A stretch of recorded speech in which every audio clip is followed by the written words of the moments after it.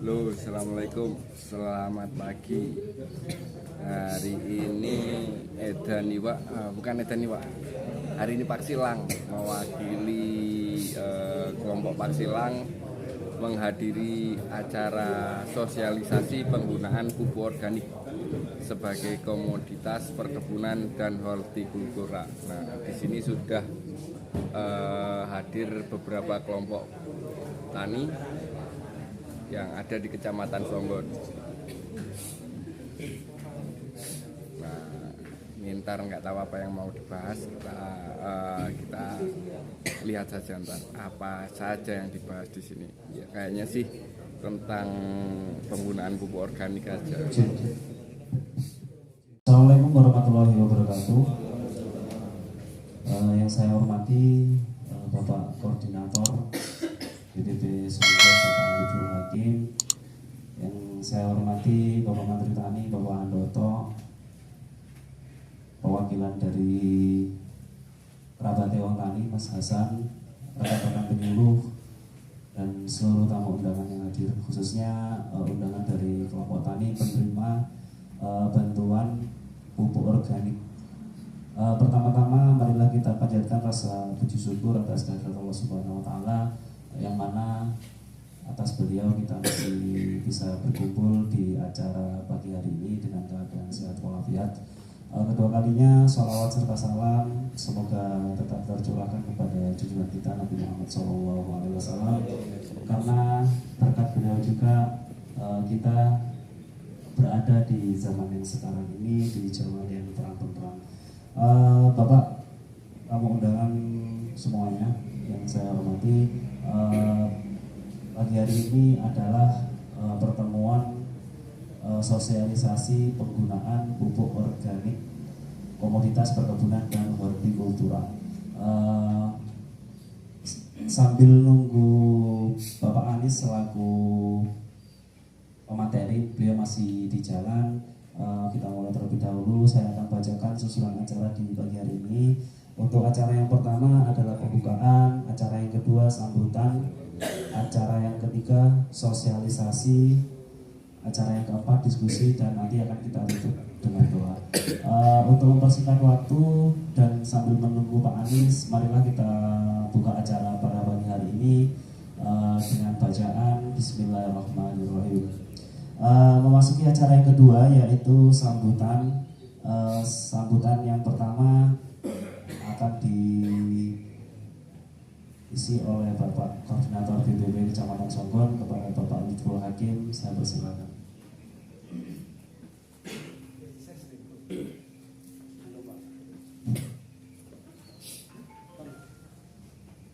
Assalamualaikum warahmatullahi wabarakatuh.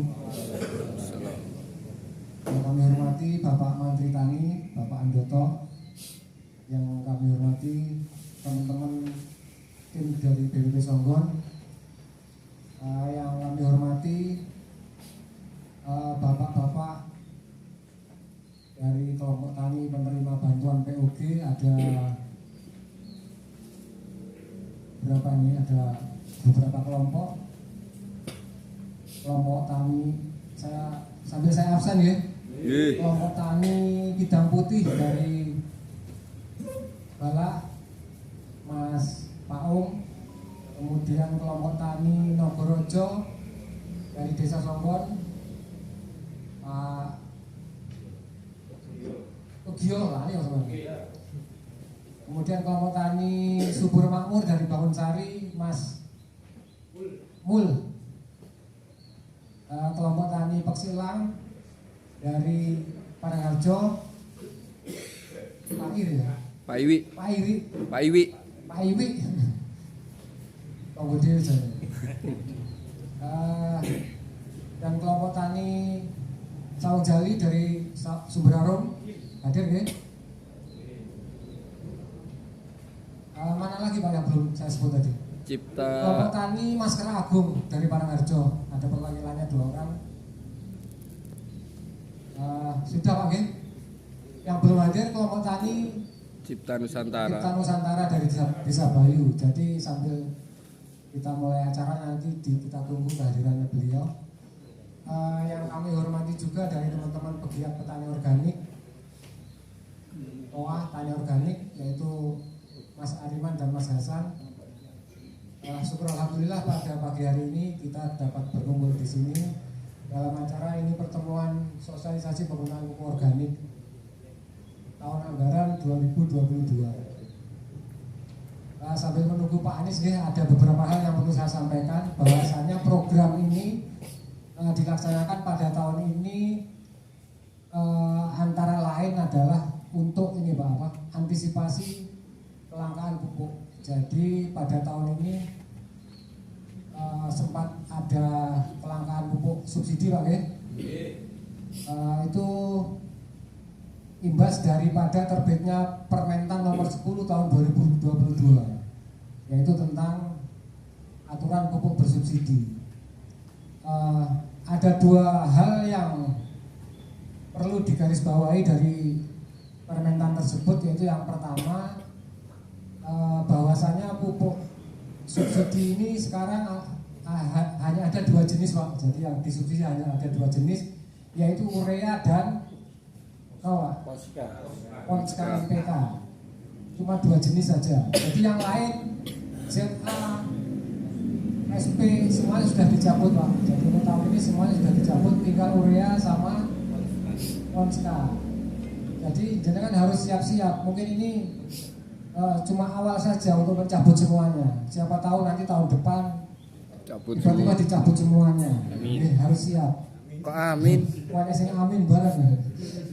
Gaya sing wis siap ya amin. Sing organik pinter. Yang kedua, membatasi komoditas yang disubsidi Pak. Jadi kalau sebelumnya ini semua komoditas disubsidi, untuk Permentan nomor 10 tahun 2022 ini hanya ada 9 komoditas yang disubsidi, yaitu tanaman pangan itu hanya padi, jagung, dan kedelai. Kemudian untuk tanaman horti itu bawang, cabai, baik cabai besar maupun cabai kecil, bawang merah, bawang putih. Kemudian yang di perkebunan itu ada kopi, kakao, dan tebu. Jadi nggak semuanya Pak disubsidi. Kalau di lahan panjenengan ini sekarang tidak ditanami padi, jenengan tidak mendapatkan pupuk bersubsidi Pak. Oke, jelas ya? Jadi untungnya di Kecamatan Songgon ini yang di RDKK-nya panjenengan yang diajukan di kementerian semuanya tanamannya padi Pak. Jadi alhamdulillah masih dapat pupuk. Nah, untuk daerah-daerah yang sudah ada alih fungsi, misalkan sudah nggak ditanami padi lagi, ada tanaman buah naga, kemudian jambu, jeruk, dan lain-lain, sekarang sudah nggak ada subsidi Pak. Jadi secara otomatis Permentan tersebut sudah berlaku pada tahun ini. Jadi yang RDKK-nya sudah tidak ada 9 komoditas itu, sudah nggak dapat. Contohnya di kelompok tani, ada di kelompok tani Songgon ini yang komoditasnya durian sama manggis. Ini otomatis sudah nggak dapat pupuk bersubsidi Pak. Jadi perlu dipahami itu. Salah satunya juga program bantuan ini adalah itu Pak. Jadi nanti jenengan punya pupuk alternatif. Di samping pupuk bersubsidi, jenengan mulai sekarang harus punya pupuk alternatif Pak. Entah itu pupuk organik. Kalau nggak sekarang dimulai, jenengan akan terlambat. Misalkan sumbernya harus dicabut kabeh baru gawe, terlambat jenengan Pak. Sekarang saja sudah terlambat. Kalau nggak dimulai sekarang ya tambah terlambat. Jadi maksud dari pertemuan kita hari ini, di samping nanti ada sosialisasi dari Pak Anies tentang bantuan pupuk organik itu, pada pertemuan selanjutnya nanti juga akan disampaikan dari teman-teman tani organik ini untuk cara membuat pupuk organik Pak. Jadi sebenarnya bantuan ini nanti cuma Perangsang saja, stimulus saja. Jadi kan kita nggak harus membantu terus Pak. Jadi harus bikin sendiri nanti. Karena ternyata kebutuhan tanaman akan nitrogen, fosfor dan kalium NPK ini bisa dibuat sendiri Pak. Jadi Anda bisa buat N organik, P organik dan kalium organik. Bahannya gampang, jadi jenengan bisa mendapatkan dari sekitar Anda sendiri. Untuk N ini dari kacang hijau sudah banyak N-nya Pak, tinggal difermentasi. Untuk P, fosfor dari bonggol pisang, itu kandungan P-nya sangat tinggi. Untuk kaliumnya dari limbah buah-buahan Pak, semua buah-buahan itu mengandung kalium. Nanti caranya bisa apa? Sudah lama banget ya jangan pakai urea, ya. Akibatnya apa Pak? Terjadi ini penurunan kesuburan tanah yang menyebabkan gangguan terhadap proses pertumbuhan dan produksi tanaman. Kalau jenengan lihat sekarang tanahnya panjenengan ini kan tidak gembur lagi Pak, ya. Jadi mengalami keras, kemudian kalau panas seperti itu meletek-meletek kan seperti itu, oke. Itu tanda-tanda kandungan unsur haranya sudah tipis. Jadi ini namanya tanah yang mati. Kenapa mati? Karena nggak ada unsur haranya, mikrobanya sudah nggak ada, seperti ini Pak. Untuk usaha tani seperti ini, jenengan harus menambahkan pupuk kimia lagi kan seperti itu. Jadi semakin lama jenengan menggunakan pupuk kimia, semakin lama semakin berkurang atau kebutuhannya semakin banyak kan seperti itu, oke. Nah ini penyebabnya. Yang pertama menggunakan pupuk kimia secara terus-menerus. Kemudian yang kedua pengolahan jerami yang kurang tepat. Kemudian aplikasi pestisida kimia yang berlebihan. Nah, jenengan jeraminya kalau panen dia pakai Pak? Dijual sekarang Pak? Dijual. Kalah karo wong akon bebek kan. Sebenarnya Pak, jadi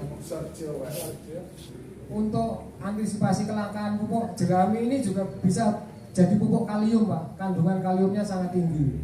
Kalau jenengan kembalikan ke tanah, jenengan nggak perlu pupuk kalium lagi. Kemudian aplikasi pestisida kimia yang berlebihan. Nah ini sudah jelas ini, jangan pakai obat-obat kimia terus ya. Apa Mas Bianto yang ngambil lombok.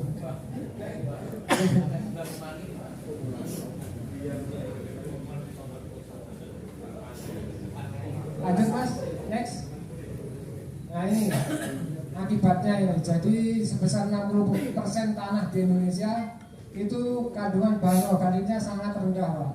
Jadi bukan hanya di Songgon, jadi semua hampir rata, hampir 65%. Kemudian ini di beberapa tempat dilaporkan ada ini Pak, residu atau ini residu pencemaran. Ditemukan paraquat glisofat ini yang ada di herbisida Pak. Dengan pakai Roundup, kemudian pakai apa? Nah itu ada paraquatnya. Itu ternyata ditemukan residunya di beras Pak. Di beras itu ada residu paraquat. Sebabnya jenengan pakai herbisida. Monggo nanti dikurangi Pak pemakaiannya Pak. Soalnya semuanya sudah bisa bikin sendiri. Jenengan bisa bikin pestisida nabati, bisa bikin sendiri kan. Lanjut Mas. Nah ini sama ini penurunan kadar organik, pengelolaan jerami yang kurang tepat, penggunaan pupuk organik. Nah ini. Udah ini Mas, lanjut. Mas, lanjut. Ngelamun operator. Ngantuk. Nah ini mungkin ini sudah tahu semua Bang ya. Akibat penggunaan pupuk kimia yang berlebihan sudah tahu semua ya. Sajane wis ngerti tapi panggah dilakoni nggih. Soalnya ini yang lebih. Selamat datang, selamat pagi kepada Bapak Anies Ashar dari Gresik Pak nggih. Jauh Pak dari Gresik Pak. Jadi harus disimak, harus diperhatikan agar supaya sosialisasi kita pada pagi hari ini nanti dapat berjalan dengan lancar. Oke, untuk acara yang selanjutnya yaitu acara sosialisasi, langsung saja kepada Bapak Anis Azhar saya persilahkan. Ben menghela napas dulu Roh Mas.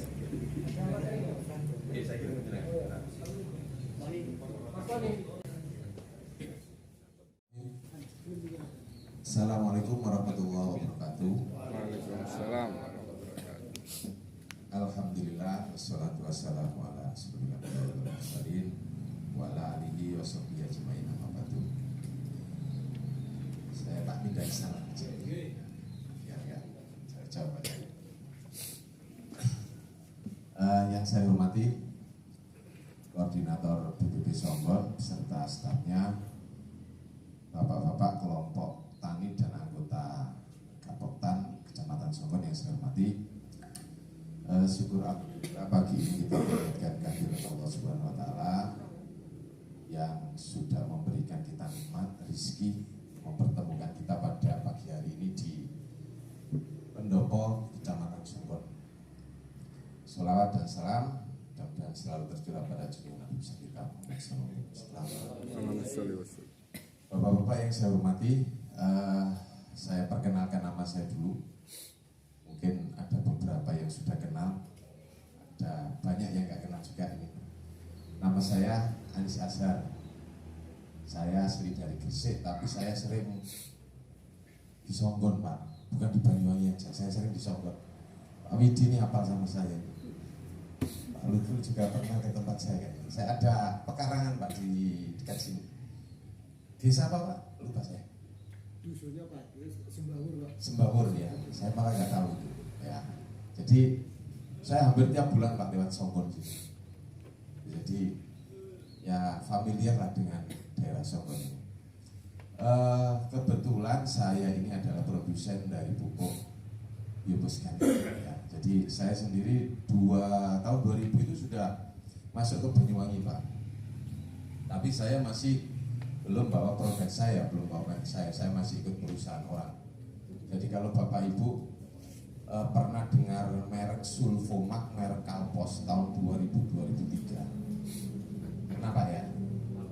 Tuh, pasti ada yang tahu. Soalnya saya dulu jualan di sini, Pak, dan cukup besar juga. Gitu.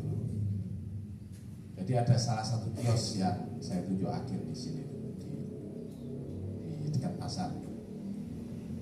Kemudian tahun 2009 saya sama teman-teman mendirikan perusahaan ini, Pak, namanya PT Karunia Niaga Sejahtera. Produk kami ada NPK, ada organik. Jadi NPK-nya merek Multiverti, Dolomit, Doloprima namanya. Kemudian ada Fosfat organik dan Fosfat alam. Kita kasih merek Posganik. Kemudian produk-produk itu saya tidurkan, Pak. Saya tidurkan. Mulai 2014 saya fokus ke organik. Ya. Kenapa kok ditidurkan? Apa produknya nggak laku, Pak Nis? Laku kenceng, Pak. Saya 2012 itu satu bulan itu diorderi 10.000 ton, Pak, NPK. Nah, kok malah ditidurkan? Nah, panjang, Pak, ceritanya. Kenapa saya harus beralih ke organik? Bukan berarti saya benci kimia, enggak. Saya pengen mengorganikan bumi sama teman-teman. Kebetulan saya salah satu aktivis organik di dalam komunitas Lumbung Bumi Mandiri atau Lumbung Bumi Nusantara. Beberapa waktu yang lalu Pak Hasan ini sempat ngikutin saya sosialisasi di daerah Sanggaran di Pak Hasan ya, itu sama tim komunitas dari Lumbung Bumi. Nah, dari situ produk kami sebenarnya bukan kita matikan. Kalau ada yang pesan, ya kita layani. Tapi saya lebih banyak mengenalkan ke organik. Gitu. Pada kesempatan ini saya tidak akan berbicara banyak tentang ini, Pak. Ini produk saya, disuruh sosialisasi sama dinas, tapi produk merek saya tutup dulu, Pak. Saya tutup dulu biar fair. Jadi saya dulu formulator Pak. Jadi kalau promosi itu selalu produk saya kecap nomor 1 kayak gitu. Nah saat ini saya akan bercerita tentang bilang 7 nomor 16. Kan nggak ada nomornya itu Pak. Betul. Jadi saya nggak akan bercerita, tidak akan mempromosikan tentang apa itu produk saya. Nah, jadi saya akan mengajak bapak-bapak untuk ayo kita belajar bersama, bukan saya menggurui, belajar bersama tentang konsep organik Pak.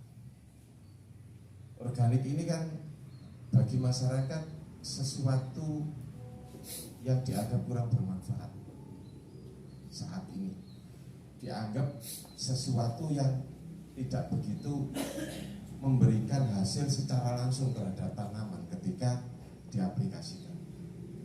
Jadi dengan menggunakan organik, jangan berharap bapak-bapak setelah aplikasi ini padinya langsung hijau Pak. Ya, jangan langsung berharap dengan menggunakan organik apapun bentuknya langsung tanamannya berbuah. Pernah ini saya dikomplain sama customer saya, Pak, setelah saya pakai produk jenengan biopos sekali, terus saya juga pernah pakai kompos, padi saya nggak pengaruh Pak, nggak hijau. Tapi begitu saya kasih urea Pak, wah langsung jos hijaunya Pak. Nah gitu. Nah, katanya siapa penyanyi cilik penyanyi Farel itu, ojo dibanding-bandingin. Kan gitu. Jadi konsepnya sudah beda. Konsep organik dengan kimia beda. Di organik itu tidak ada istilahnya perangsang. Jadi di organik itu bukan kelompok bahwa ini pupuk atau unsur perangsang, unsur doping dan stimulator, bukan. Jadi kalau di organik ini cenderung pada memperbaiki struktur, cenderung memperbaiki struktur tanahnya, ekosistemnya dibetulin dulu. Jadi ibarat bangunan rumah itu pondasinya Pak. Jadi pondasinya dulu yang dibetulin. Setelah itu baru yang lain-lain ikuti. Organik apa bisa kolaborasi dengan pupuk kimia? Kalau organik aliran keras Pak, kebetulan saya aliran masih lunak. Kalau aliran keras tidak mau Pak. Oh tidak bisa. Organik ya organik, kimia tidak bisa dicampur. Tapi kalau saya, Bapak nyamannya seperti apa? Ya, saya kasih dikit-dikit silakan. Tapi kuncinya organik ini harus masuk Pak. Bukan berarti saya melarang tidak boleh digabungkan. Bisa, tapi ada caranya. Tuh. Nah. Kemudian sumber, saya ceritakan sumber organik itu sebenarnya di sekitar kita ini banyak Pak. Rata-rata punya ternak di sini. Ya. Sapi, kambing. Kotorannya dibawa kemana Pak? Timbun. Timbun? Dijual apa dibakar? Dibakar. Wah paling cepat ya Pak. Top. Gak ada yang dibawa ke lahan Pak. Sebagian dibawa ke lahan, sebagian kecil apa besar Pak? Kecil ya. Oh, sebagian besarnya dibakar apa dijual? Dibuang ke sungai. Alhamdulillah manfaat sungainya. Nah ini Pak, ini yang saya mau mengajak ke bapak-bapak ya. Jadi sumber organik yang pertama itu adalah dari kotoran hewan, bisa kambing, sapi, ayam. Ya, 3 ini. Yang bagus yang mana? Semuanya bagus, yang penting yang diaplikasikan. Yang nggak bagus itu yang tidak diaplikasikan Pak. Itu. Nah kalau dari data, memang kambing urutan pertama, baru sapi, kemudian ayam. Kalau lihat data hasil analisa. Nah kita ini sudah dikasih Pak, sudah dikasih sumber alam yang melimpah, tapi sering kita mensia-siakan ya. Ini saya cerita dulu. Kemudian yang kedua adalah dari bahan tanaman itu sendiri. Ya, sumber organik yang saya anggap harta karun itu dari bahan tanaman itu sendiri. Apa contohnya? Daun, akar, batang, dan lain sebagainya. Sisa buah yang busuk. Nah, itu. Sederhananya gini Pak, di kebun ketika daun-daun kering rontok disapu, dibakar dia Pak paling cepat. Nah, dan gak risih cepat di mata itu. Nah, sebenarnya dengan membakar itu, jenengan ini kehilangan harta karun Pak. Harta karun untuk tanah itu sendiri dan harta karun untuk diri kita sendiri. Padi, ada petani padi sini Pak? Banyak. Panen damen di betul tertutup Pak. Disate, ternak, dibakar. Nah, itu Pak. Nah, ini yang mau saya sampaikan, saya mengajak ke sini. Jadi dengan membakar jerami, apalagi bakarnya di lahan Pak, itu banyak mikroba, jasa ternik, makhluk halus. Mikroba itu kan makhluk halus. Pak Asari pernah ikut saya cari demit Pak, bukan demit itu ya. Mikroba makhluk halus itu mikroba unsur bakteri itu kan tidak kelihatan oleh kasat mata Pak. Nah, makanya saya namai demit yang bermanfaat. Jangan diartikan demit itu jin dan lain sebagainya. Nah, itu kami guyonan sama praktisi organik itu, mikroba itu banyak Pak di tanah kita, di sawah kita.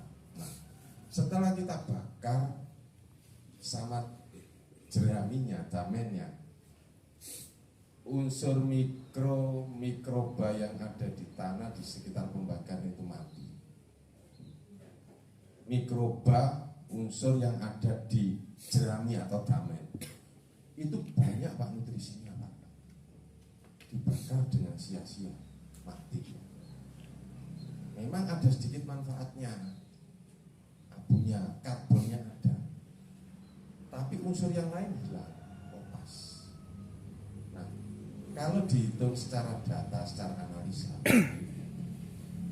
jerami atau damen itu mampu memberikan bantuan nutrisi ke tanah itu sebesar 30%. Ibaratnya gini, satu petak sawah butuh NPK 1 kintal, kasarannya gitu.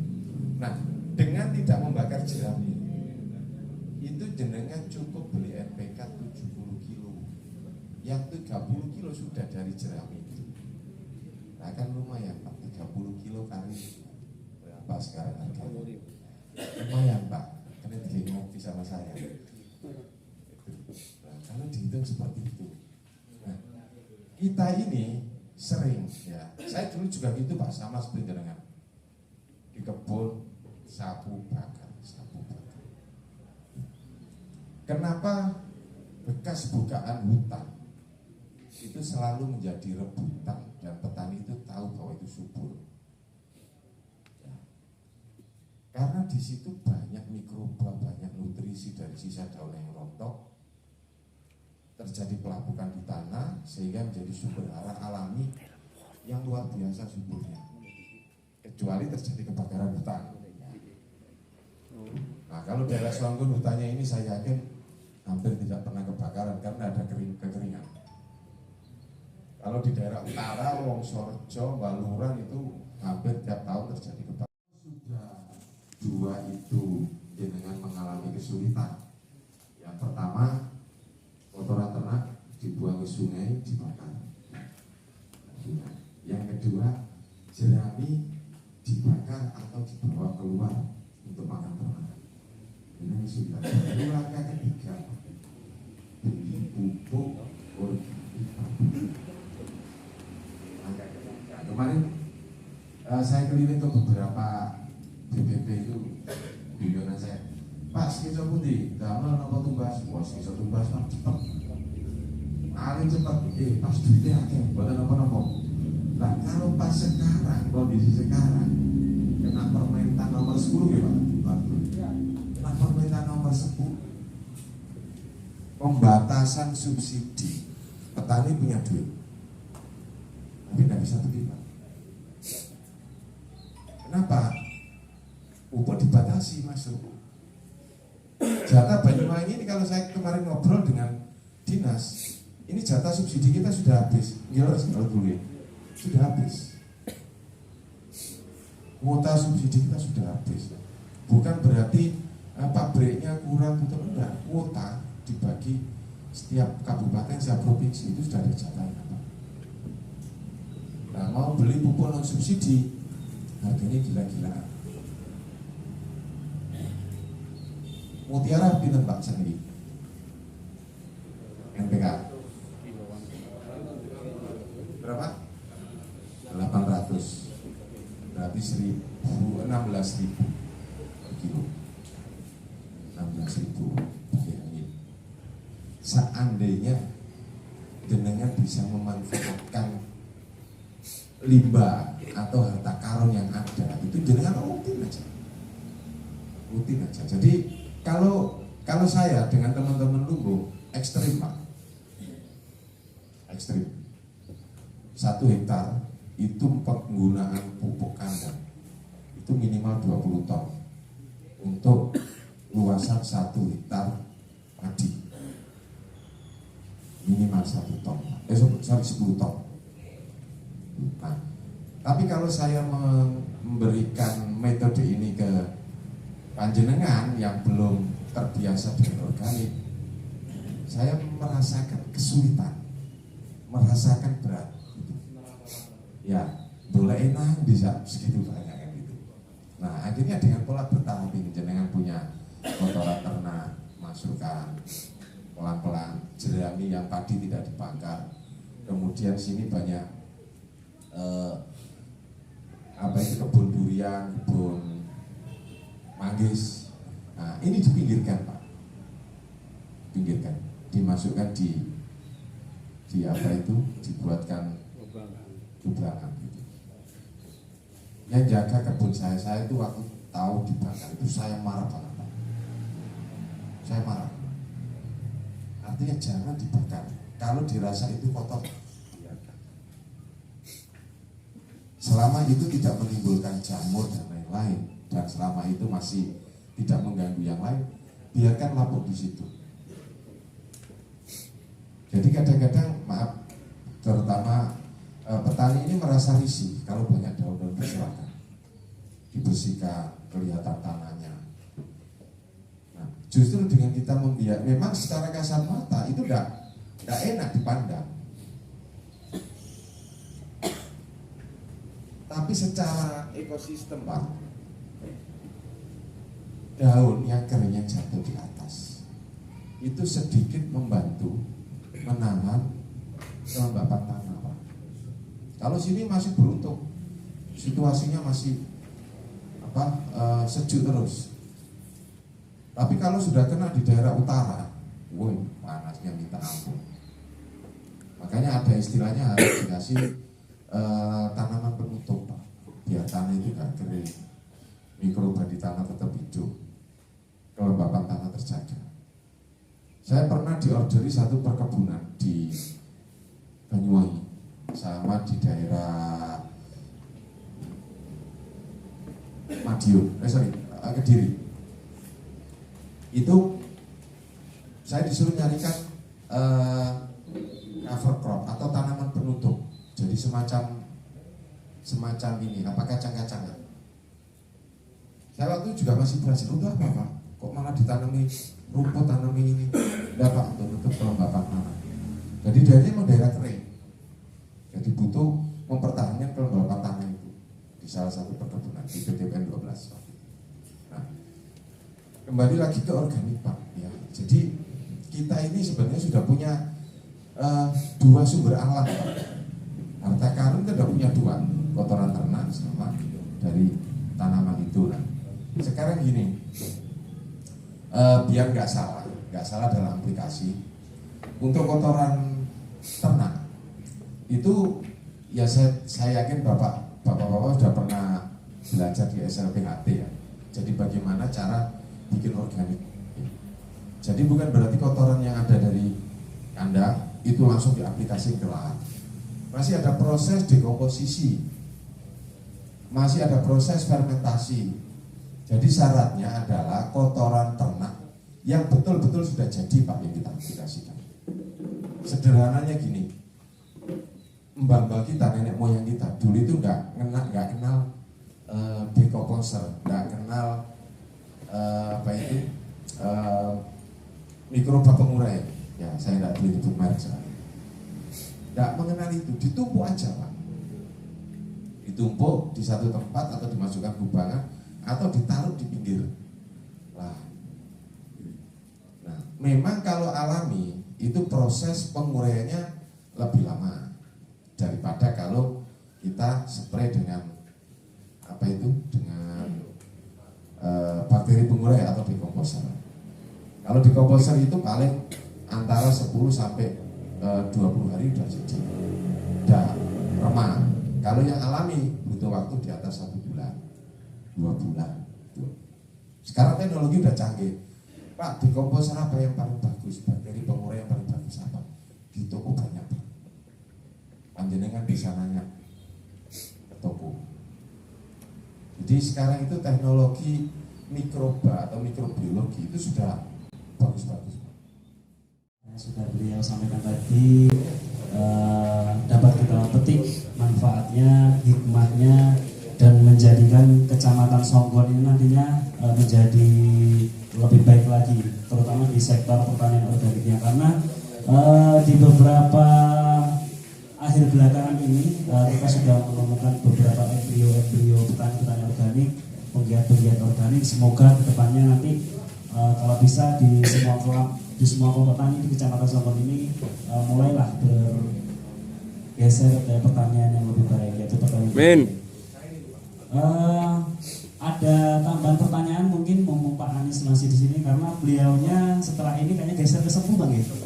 Oke, mumpung masih ada di sini Pak, karena sebentar lagi beliaunya ada jadwal ke Kecamatan Sempu. Monggo. Masih ada. Nama saya Hasan dari Singaragung. Mungkin ya sebagian banyak yang belum tahu, karena cuma petani pinggir pingsan Pak. Di sini saya mau ngajak diskusi tentang PDPR Pak. PDPR istilahnya sering lebih akrab itu mal akar. Itu kita intinya mengembalikan mikroba-mikroba yang hilang, yang disampaikan Pak Lutful sama Pak Anies tadi, yang banyak mikroba yang hilang. Kita mau mengembalikan dengan mal akar itu Pak. Karena mal akar itu intinya pengembangan mikroba perakaran. Jadi kita mengembalikan mikroba perakaran lagi ke tempatnya semula.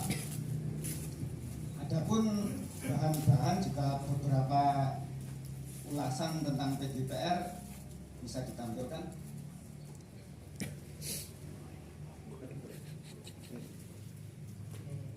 Ya ini cuma gambarnya bunga. Jadi ini tentang siklus ekosistem Pak. Jadi kita di tanah intinya menanam pohon ini kita bukan merawat pohonnya saja, tapi yang penting kita merawat tanahnya. Sama Mas Eka kalau merawat ikan, kan airnya yang dirawat. Siap. Nah, jadi bahan organik ini, nutrisi ini harus tersedia. Kami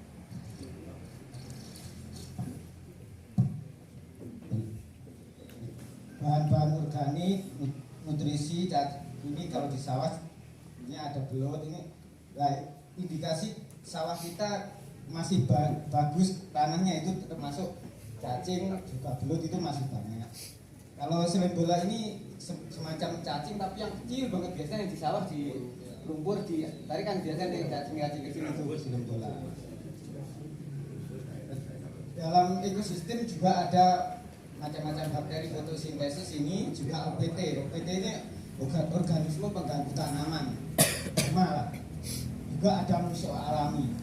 Dan jika ini putaran ekosistem ini berjalan, insya Allah hari kita aman. Tapi kalau ada yang putus satu ekosistem itu akan bahaya, terjadi ledakan populasi. Kayak contohnya orang sekali datang kan langsung. Nah, musuh wereng itu yang nggak ada, jadi yang nggak ada yang musuhi wereng. Jadi perkembangan biak wereng itu super cepat Pak. Jadi nggak ada yang kalium produksi segera pengangkat Fe juga termasuk pembentuk hormon. Jadi kita naruh pupuk organik di tanaman itu intinya bukan kita memupuk tanaman kita Pak. Kita memberi makan mikroba-mikroba tersebut. Nah, adapun unsur-unsur itu adalah hasil penguraian dari mikroba itu. Jadi kalau nggak ada yang ngurai, terus tanaman kita makan apa? Nah, kenapa itu terjadi? Pupuk kita semakin lama kan semakin banyak aplikasinya, kan nggak semakin menurun. Dulu kita bisa aplikasi 1 kintal untuk lahan ini, 3-4 tahun lagi nggak akan cukup Pak sebetulnya. Kita kalau pakai pupuk kimia kayak gitu kejadiannya. Juga di dalam PGFPR juga bisa membantu secara tidak langsung itu biopestisida. Di dalam PGPR juga ada mikroba-mikroba juga jamur yang sifatnya membantu atau mengcover tanaman kita yang dari perakaran, juga termasuk yang di atas.